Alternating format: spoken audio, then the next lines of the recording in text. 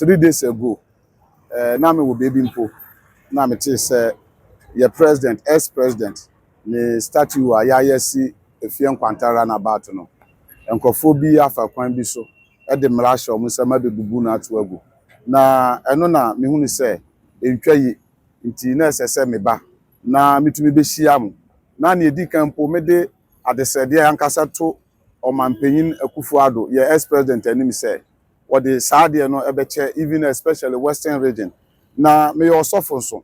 Nti my osofo no me hwe sunsuma me hu say ade na ye nuanom bia ya ye hu nipa kro mo ye no. Ebetumi the spiritual implication e the ama secondary takwade even the Western region. Enu nti na mama ba say me ba besre Omampanyin Saudi esi no. Me hu say entwa yi e wo me nko amadwum. Na masen ahye ne bo se ade na omo abubu no mesan na mahwe na maye de maye ni yi wo hwe as a political way na se de saade we e hye ase se saa na ye de beto aso e bedu ba bi no oye ne kese ne besi o man mu